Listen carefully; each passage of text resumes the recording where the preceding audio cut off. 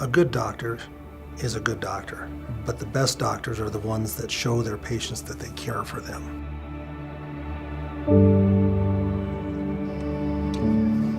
You know, the whole emphasis this year is not about what CooperVision can do for you. It's more about what you guys have done for everybody else. And to me, that means more than anything. Come here. Thank you.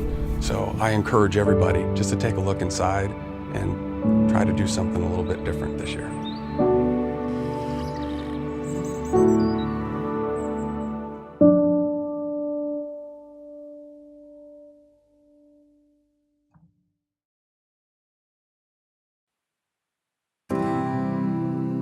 I knew I wanted to be an optometrist when I was in the 3rd grade. My parents were very creative in their form of punishment, and they had me volunteer on Fridays after school at my local optometrist's office, and I loved every minute of it. So I always had a passion for optometry and knew exactly what I wanted to do. The day that I go to work and I don't like my job is the day I'll retire. So I'll be working till I'm 110. It was like love at first sight. He was so big. He's a huge love, a lot of energy, very curious, very social. He loves people and he just wants to be your friend. I came to the United States with $20 in my pocket, given to me by an American missionary. But there was one thing that I had that many people don't have, and that's hope.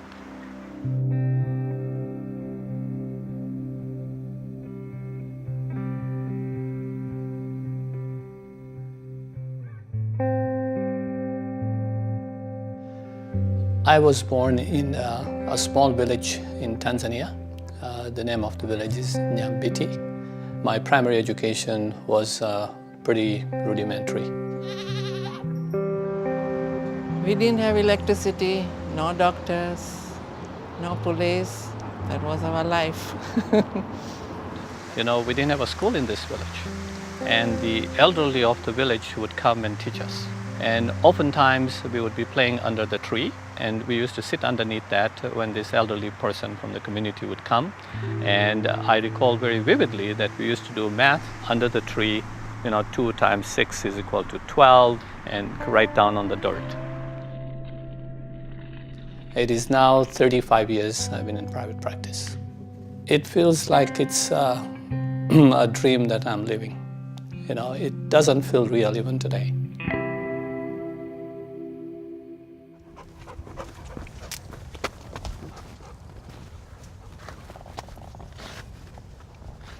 Hop up. Hop up. Oh, good. That's it, buddy. Good. Good job, Nimoy. Yeah.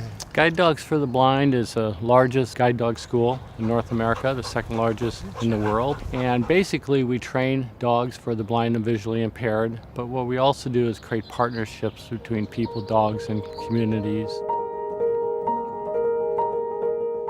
There's no way we could do what we do here if it wasn't for our volunteer puppy raisers. Our program in puppy raising alone literally consists of thousands of volunteers.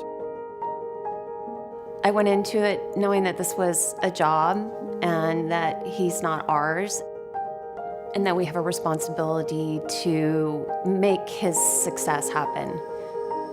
You know, you anticipate you're going to get a puppy and you're just going, oh, this is great. We're going to have a puppy and we're going to love it and cuddle it and hold it. But, you know, you can do that, but at the same time, there is a major responsibility as a guide dog for the blind puppy raiser. Our goal is by the time he goes back for his formal training that he'll be ready for the next phase, which is training him to be a guide dog.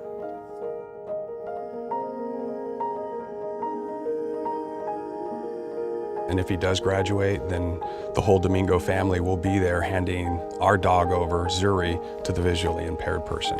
And that's going to be very impactful. Whether it was your puppy or somebody else's puppy, it's this full cycle that has happened and extremely emotional for everybody.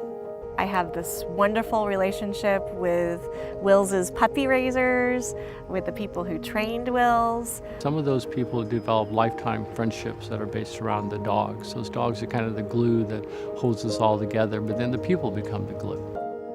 Will's is, my eyes. He's really the doorway to me being able to flourish in the community, to contribute, and to enjoy life.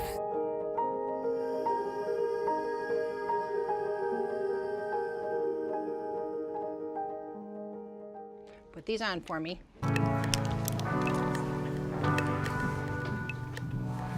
He's so handsome, I can't even stand it. So handsome. Because she didn't dilate you this year, that's why. I want you to see good, I want you to look good, and I want you to have the best experience you've ever had. It's something that you wear on your face every day, and people are going to see you in it, so you want it to be really special. It's important to them, so I make it just as important to me. Oh my God. Yeah. It's from Kissing Boys. Probably. All right, I go make this tighter and go make these straighter and make you a new woman. All right, okay, good. And they come every year to get their glasses, and you're the one that's been taking care of them. You become a member of the family. And this is a patient as well who's been a patient of mine for about 40 years. This was his 90th birthday. Okay, let's see if this is a little softer. Kathy has picked both these pairs out for me. Instantly it feels better. I had wanted a pair of flat black glasses, and I was looking over there, and she said, oh, no, I have a pair already for you. And it was these, and I love them, and I get compliments all the time. How's school? Good. You got a girlfriend? Yes. You do? Yes. More than me? Who's the prettiest? It better be me.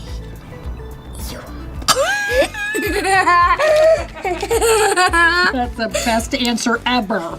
Best answer ever. You're so silly, I can't even stand it. I know I am. She sees that, the community is an essential part of what we're doing, and she just loves being there to help. Okay.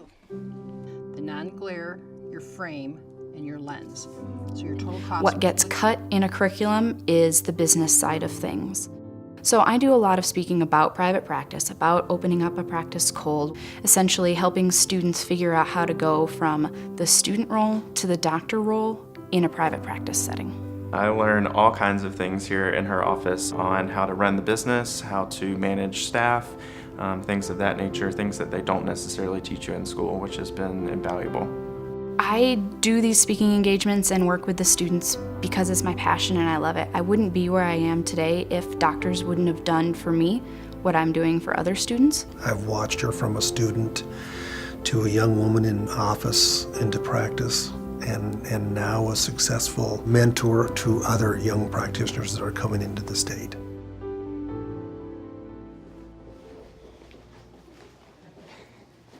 No choice. It's in your job description.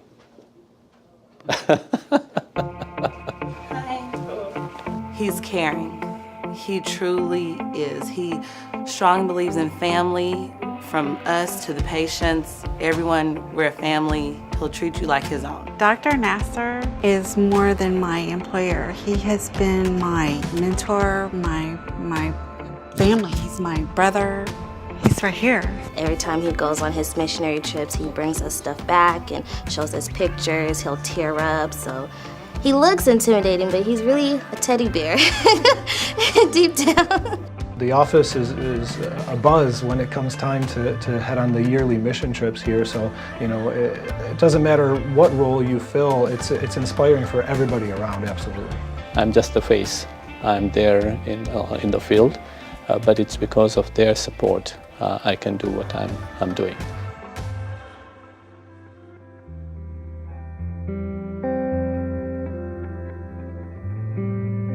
So we have been going to East Africa for now 10 years. We basically do a basic eye exam, but mostly it's refractive errors. And we provide them with glasses and medications if needed. We also try to help the cataract patients. We have organized with ophthalmologists in the area where they do the surgery. And when need be, we even pay for the surgery. My culture, my heritage, helping others was never a choice. Helping others was part of life. It was instilled in me very clearly, very strongly by my parents. You've Even when I was young, we couldn't afford to buy glasses or go to the doctor because we didn't have doctors in Nyambiti. So by the time I got my glasses, it was -6, and I was 9 years old. I couldn't read the blackboard. I used to go near and see. So I understand all the kids are going through.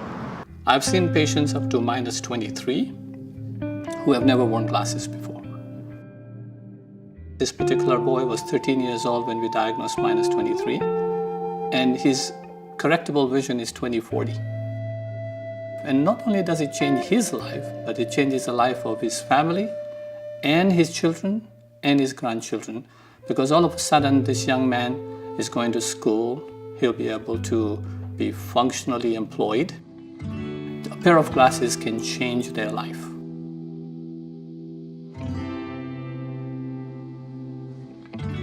She's a perfect example of pick what you love and fight for it. Pillars is a mental health and social service agency. We could not do our job efficiently without Kathy Maring. If we call her, she's there within 10, 20 minutes. And if we say, we're out of diapers, she immediately will show up. When you leave an abusive relationship, I think you feel very alone and you're very scared. And don't realize that there are people who are there for you that will help you along your journey, that you are not on this journey alone, and sometimes perfect strangers are willing to do whatever they can to help you to succeed in this journey, because it's very easy to go back. It is your love, it is your kindness, it is your presence that just makes what we do every day, which is hard work, so wonderful and enjoyable. And we just love you. Oh my goodness. So Thank you very That's much. absolutely true. Very much. And now we're all crying. Yes. Oh my God. Can I grab one of these? I do this because of my love for the organization and my love for these women who are going through a really rough time. To me, it's just an act of love for you and to make the place for them, know that there are people who care about them.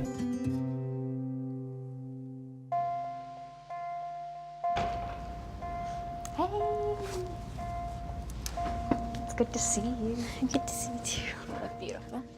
Rosa came in and her main complaint was, gosh, I've always had headaches, but that's normal for me. And I just thought that that's how I was gonna live the rest of my life, with really awful, terrible migraines. Here's this 18-year-old girl who just graduated high school, who's working to save up for college, and I just told her that she might have a brain tumor. But I had great support, and Dr. O'Brien and the whole team were there too. They were definitely a part of my support team. Fortunately, surgery, chemo, and radiation, she is cancer-free. They even attended my 21st birthday party. Nothing crazy, it was just pizza at the house. And I'm so fortunate that we were able to hold a fundraiser for her and replenish her college fund for what she had to spend in her medical bills. Thank you for everything that you've done. And I just really appreciate it. She's a friend. She's somebody that I look up to, even though she looks up to me. I see her more as a friend. She keeps me posted on her grades and how well she's doing in school. She continues to be a patient. Kind of gotta watch myself when I walk into her office in case she has real patients in there.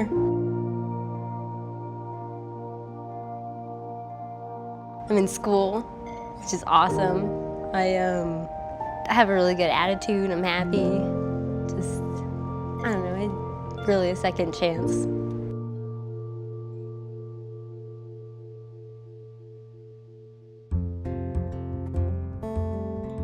Everybody can relate to a dog, and it just brings out this kind, gentle part of humanity, and I love that. All the time and effort that they put into raising this dog, loving this dog, really having the dog become part of their family.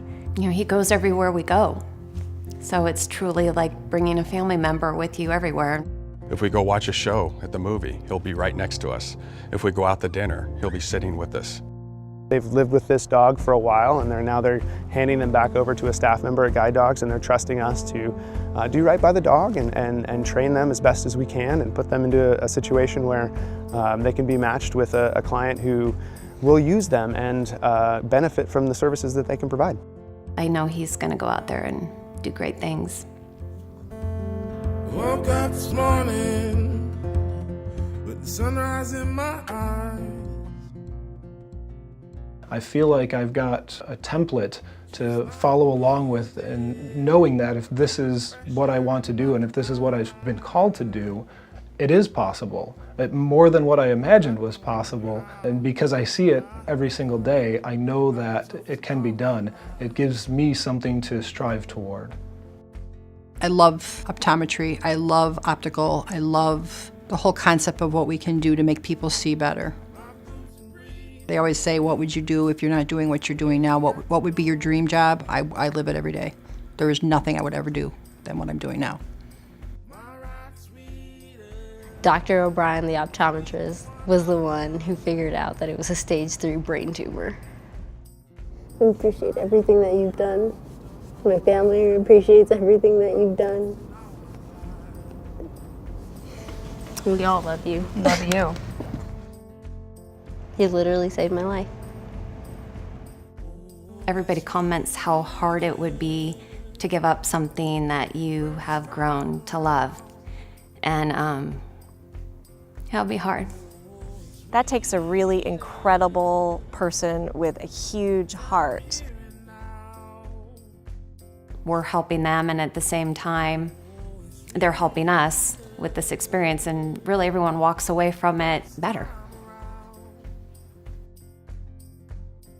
Charity has to have emotional context. Whatever you do, whatever resources you want to use it you have emotional ties with. To me, that would make anything you do more sustainable. I don't know how and don't know why, but I'll be toasting all my life.